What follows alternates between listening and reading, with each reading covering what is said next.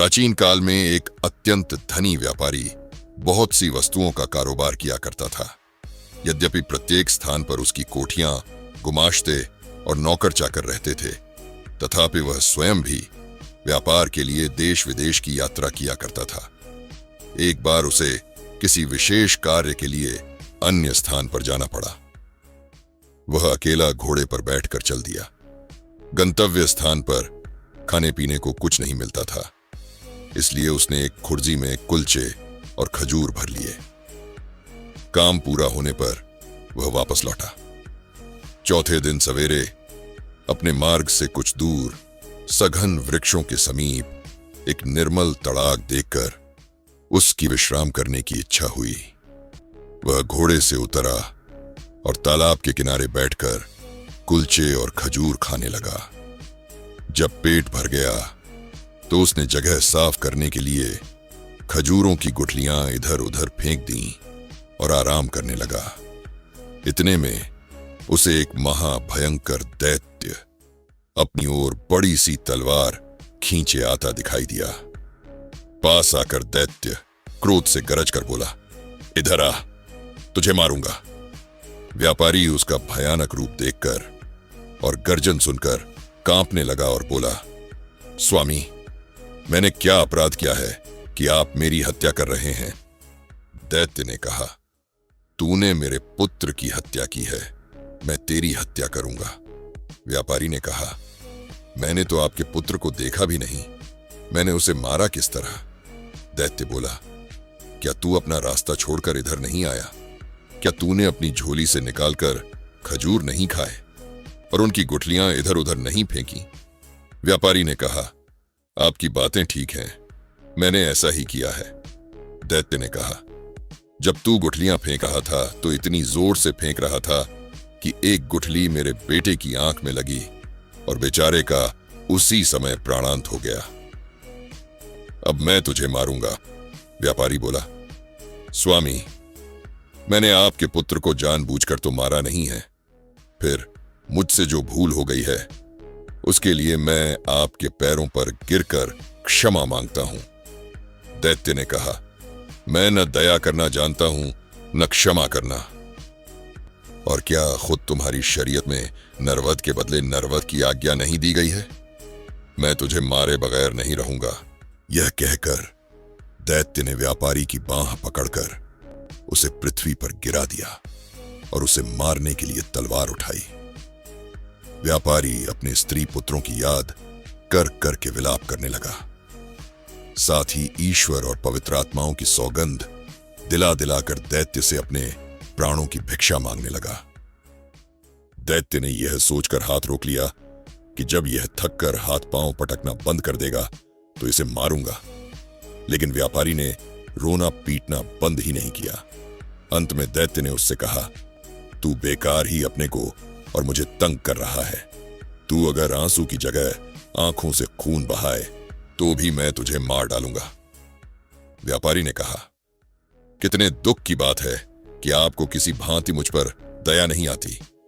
आप एक दीन निष्पाप मनुष्य को अन्यायपूर्वक मारे डाल रहे हैं और मेरे रोने गिड़गिड़ाने का आप पर कोई प्रभाव नहीं होता। मुझे तो अब भी विश्वास नहीं होता कि आप मुझे मार डालेंगे। दैत्य ने कहा, नहीं, निश्चय ही मैं तुम्हें मार डालूंगा। इतने में सवेरा हो गया। शहरजाद इतनी कहानी कहकर चुप हो गई। उसने सोचा, बादशाह के नमाज पढ़ने का समय हो गया है और उसके बाद वह दरबार को जाएगा। दुनियाजाद ने कहा, बहन, यह कितनी अच्छी कहानी थी। शहरजाद बोली, तुम्हें यह कहानी पसंद है? अभी तो कुछ नहीं, आगे तो और भी आश्चर्यप्रद है। तुम सुनोगी तो और भी खुश होगी। अगर बादशाह सलामत ने आज मुझे जीवित रहने दिया और फिर कहानी कहने की अनुमति दी तो कल रात मैं तुम्हें शेष कथा सुनाऊंगी, वरना भगवान के पास चली जाऊंगी। शहरयार को भी यह कहानी बेहद पसंद आई थी। उसने विचार किया कि जब तक कहानी पूरी ना हो जाए शहरजाद को नहीं मरवाना चाहिए, इसलिए उसने उस दिन उसे प्राणदंड देने का इरादा छोड़ दिया। पलंग से उठकर वह नमाज पढ़ने गया और फिर दरबार में जा बैठा। शोक कातर मंत्री भी उपस्थित था। वह अपनी बेटी का भाग्य सोचकर सारी रात न सोया था। वह प्रतीक्षा में था कि शाही हुक्म हो तो मैं अपनी बेटी को ले जाकर जल्लाद के सुपुर्द करूं। किंतु उसे यह देखकर आश्चर्य हुआ कि बादशाह ने यह अत्याचारी आदेश नहीं दिया। शहरयार दिन भर राजकाज में व्यस्त रहा और रात को शहरजाद के साथ सो रहा। एक घड़ी रात रहे, दुनियाजाद फिर जागी और उसने बड़ी बहन से कहा कि यदि तुम सोई नहीं तो वह कहानी आगे कहो। शहरयार भी जाग गया और बोला, यह ठीक कहती है, मैं भी व्यापारी और दैत्य की कहानी सुनना चाहता हूं, तुम कहानी को आगे बढ़ाओ। शहरजाद ने फिर कहना शुरू किया। जब व्यापारी ने देखा कि दैत्य मुझे किसी प्रकार जीवित न छोड़ेगा तो उसने कहा, स्वामी, यदि आपने मुझे वध्य समझ ही लिया है और किसी भांति भी मुझे प्राण दान देने को तैयार नहीं है तो मुझे इतना अवसर दीजिए कि मैं घर जाकर अपने स्त्री पुत्रों से विदा ले लूं और अपनी संपत्ति अपने उत्तराधिकारियों में बांट आऊं, ताकि मेरे पीछे उनमें संपत्ति को लेकर लड़ाई झगड़ा न हो। मैं प्रतिज्ञा करता हूं कि यह सब करने के बाद मैं इसी स्थान पर पहुंच जाऊंगा। उस समय आप जो ठीक समझें वह मेरे साथ करें। दैत्य ने कहा, यदि मैं तुम्हें घर जाने दूं और तुम वापस ना आओ फिर क्या होगा? व्यापारी बोला, मैं जो कहता हूं उससे फिरता नहीं। फिर भी यदि आपको विश्वास न हो तो मैं उस भगवान की, जिसने पृथ्वी आकाश आदि सब कुछ रचा है, सौगंध खाकर कहता हूं कि मैं घर से इस स्थान पर अवश्य वापस आऊंगा। दैत्य ने कहा, तुम्हें कितना समय चाहिए? व्यापारी ने कहा, मुझे केवल 1 वर्ष की मोहलत चाहिए, जिसमें मैं अपनी सारी जायदाद का प्रबंध करके आऊं और मरते समय मुझे कोई चिंता न रहे। मैं प्रतिज्ञा करता हूं कि वर्षोपरांत मैं इसी स्थान पर आकर स्वयं को आपके सुपुर्द कर दूंगा। दैत्य ने कहा, अच्छा, मैं तुम्हें 1 वर्ष के लिए जाने दूंगा, किंतु तुम यह प्रतिज्ञा ईश्वर को साक्षी देकर करो। व्यापारी ने ईश्वर की सौगंध खाकर प्रतिज्ञा दोहराई और दैत्य व्यापारी को उसी तालाब पर छोड़कर अंतर्ध्यान हो गया। व्यापारी अपने घोड़े पर सवार होकर घर को चल दिया। रास्ते में व्यापारी की अजीब हालत रही। कभी तो वह इस बात से प्रसन्न होता कि वह अभी तक जीवित है और कभी 1 वर्ष बाद की निश्चित मृत्यु पर शोकातुर हो उठता था। जब वह घर पहुंचा तो उसकी पत्नी और बंधु बांधव उसे देखकर प्रसन्न हुए, किंतु वह उन लोगों को देखकर रोने लगा। वे लोग उसके विलाप से समझे कि उसे व्यापार में कोई भारी घाटा हुआ है या कोई और प्रिय वस्तु उसके हाथ से निकल गई है, जिससे उसका धैर्य जाता रहा है। जब व्यापारी का चित्त संभला और उसके आंसू थमे तो उसकी पत्नी ने कहा, हम लोग तो तुम्हें देखकर प्रसन्न हुए हैं, तुम क्यों इस तरह रो धो रहे हो? व्यापारी ने कहा, रो धो नहीं तो और क्या करूं, मेरी जिंदगी 1 ही वर्ष की और है। फिर उसने सारा हाल बताया और दैत्य के सामने ईश्वर को साक्षी देकर की गई अपनी प्रतिज्ञा का वर्णन किया। यह सारा हाल सुनकर वे सब भी रोने पीटने लगे। विशेषतः उसकी पत्नी सिर पीटने और बाल नोचने लगी और उसके लड़के बच्चे ऊंचे स्वर में विलाप करने लगे। वह दिन रोने पीटने ही में बीता।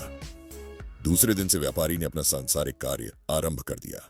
उसने सबसे पहले अपने आरणदाताओं का धन वापस किया।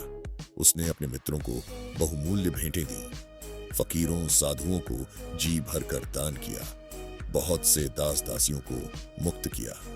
उसने अपनी पत्नी को यथेष्ट धन दिया, अवयस्क बेटे बेटियों के लिए अभिभावक नियुक्त किए और संतानों में संपत्ति को बांट दिया। इन सारे प्रबंधों में 1 वर्ष बीत गया और वह अपनी प्रतिज्ञा निभाने के लिए दुखी मन से चल दिया। अपने कफन दफन के खर्च के लिए उसने कुछ रुपया अपने साथ रख लिया। उसके चलते समय सारे घर वाले उससे लिपट कर रोने लगे और कहने लगे कि हमें भी अपने साथ ले चलो, ताकि हम भी तुम्हारे साथ प्राण दे दें। व्यापारी ने अपने चित्त को स्थिर किया और उन सबको धैर्य दिलाने के लिए कहने लगा, मैं भगवान की इच्छा के आगे सिर झुका रहा हूं। तुम लोग भी धैर्य रखो। यह समझ लो कि एक दिन सभी की मृत्यु होनी है। मृत्यु से कोई भी नहीं बच सकता। इसलिए तुम लोग धैर्यपूर्वक अपना काम करो। अपने सगे संबंधियों से विदा लेकर व्यापारी चल दिया और कुछ समय के बाद उस स्थान पर पहुंच गया जहां उसने दैत्य से मिलने को कहा था। वह घोड़े से उतरा और तालाब के किनारे बैठकर दुखी मन से अपने हत्यारे दैत्य की राह देखने लगा।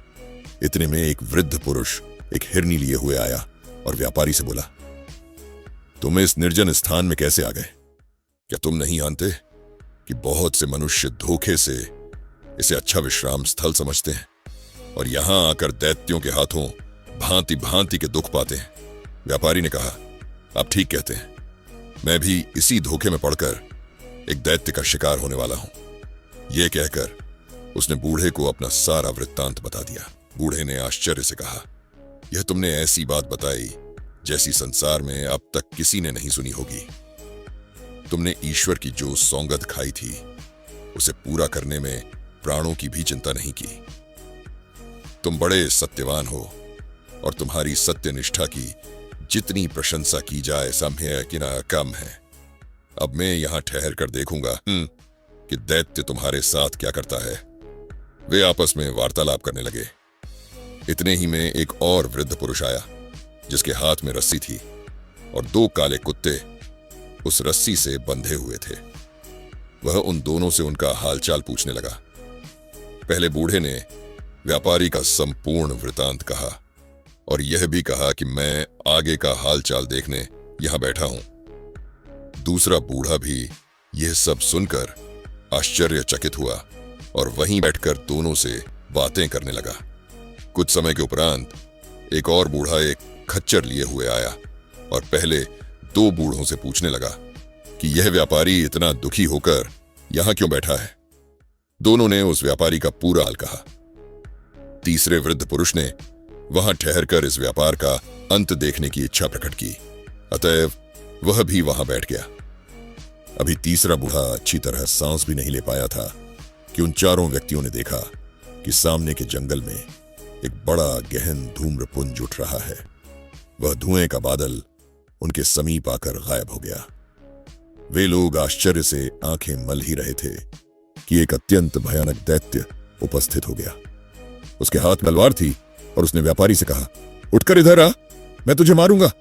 तूने मेरे बेटे को मारा है।